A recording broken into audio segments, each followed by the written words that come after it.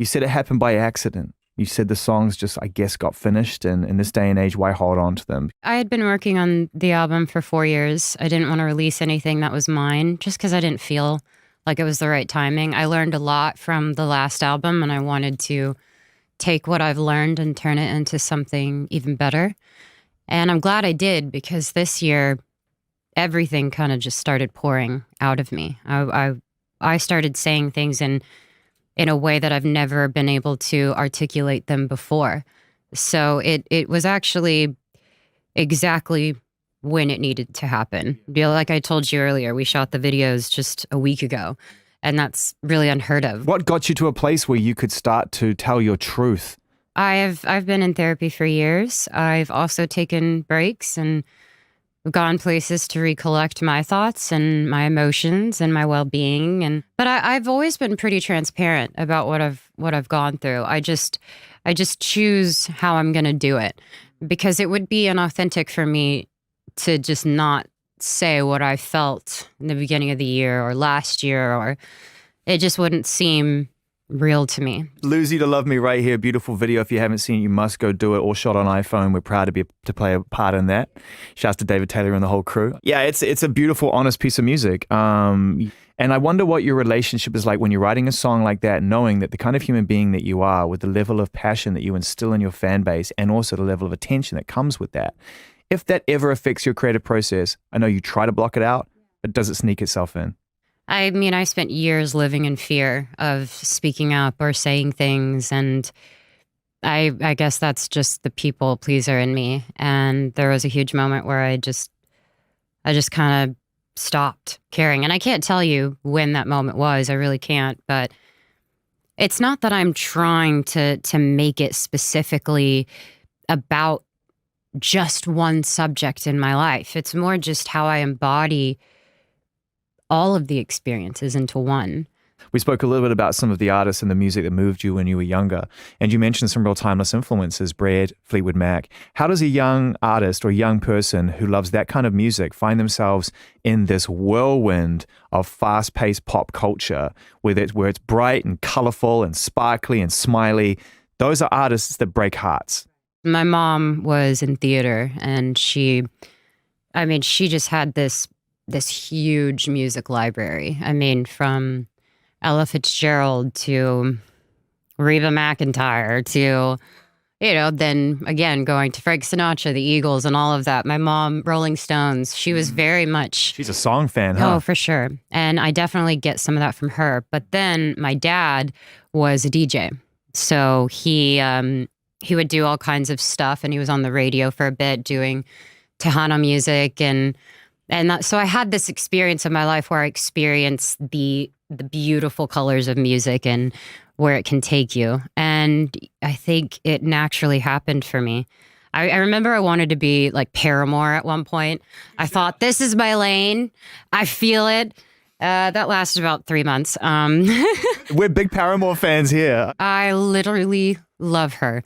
So I guess we should focus on that song, Look at Her Now. I mean, that really is that's a moment of absolute self-empowerment. You need to know who you are at that moment in time to make that song believable. Yeah. It just got weird. It just got really complicated. And I started noticing that my life just became a story, and it was entertainment.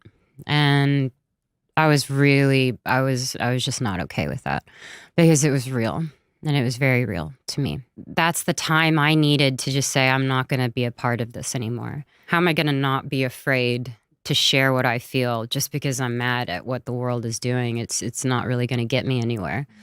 And everything that I do is with good intention. I'm going to play you something right now, which I think is going to qualify that. No, this is good. So I'm going to take my mics down for the purposes of edit, and then we'll reflect in a second. But you know this voice. It's the best thing she's ever done. She came over, she played me the video.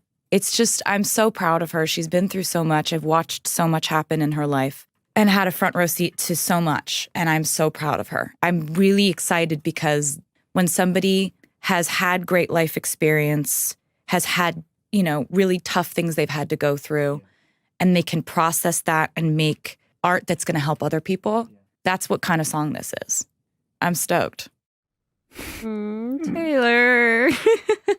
No, that was very sweet. Yeah. Yeah. You've known each other for a long time. Yeah, about 13 years. The challenges and the triumphs of sharing these things with friends. Right. I mean, without them, where do we go? I don't know. And I really don't. what kind of friend has she been to you through those times? Amazing. For sure. She was frustrated when I was frustrated. She was sad when I was sad.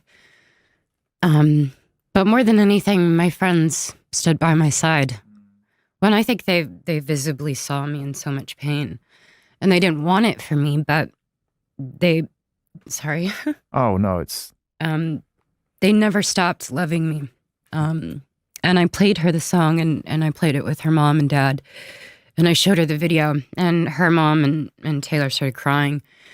And it wasn't because the song was emotional. It was just because the first thing they said to me was, "We're so happy that you're here." Yeah. After seeing all of that, Yeah. this is such a cool moment. And that's a huge thing for me. So down to my friends back home, my family, my papa crying, saying, I hate that you went through what you went through. It breaks my heart, but I'm so proud of you. So this is real life stuff. So much of what you go through as a person ends up in these 3-4 minute songs. Yeah. And we forget the journey that takes you there and what it takes to get to a point where that piece of music matters to you enough to share it. Yeah. That's the topics I'm interested in. You know, I have another song that's strictly about vulnerability. And that was a version of me actually having fun with it. Saying I could be knocked down repeatedly, but I'm never gonna not be vulnerable. And, you know, I always say this, you know, one of the worst moments of my life ended up being the biggest blessing that I've ever had. I was set free. And I think even from stuff that I had been experiencing. Is it wrong for me to ask what that was? I mean, but here's the thing. It's not anything like we're going to dissect. It's more my life. It's more actually working since I was 7, being away from my family, moving from Texas to here, experiencing fame, being awkward because you're growing up. And I think I was scared of it, and I probably hated most of it. But with that time that I've been given, I've just been able to come out on the other side and be okay. And I don't really know how, other than all the work that I did, meaning friends, therapy, taking time off, going back to Texas, just enjoying what's right in front of me. I don't crave needing more. I don't need more of anything. But it's actually been great because that means I'm doing something good, and you know, that's all I can do. You don't crave or need more of anything? Like, you don't crave bit like Haagen-Dazs? I crave strawberry cheesecake. If we're talking about cravings, whoa. If we're talking about cravings, of course I do. I mean, what's the ice cream flavor? Rocky Road. Standard. Wow. You're really going to hit me with that? Come on, man. You got to go for like the deluxe edition with a little crunchy bits of biscuit. No. Because you can add brownies, and you can add whipped cream, and you can add all different types. Oh, you don't put whipped cream on your ice cream. I 100% do, and I'm not going to let you judge me for that. I'm judging. Well, I am judging. And I judge you for the stain on your shirt. Oh, you're sharp. You.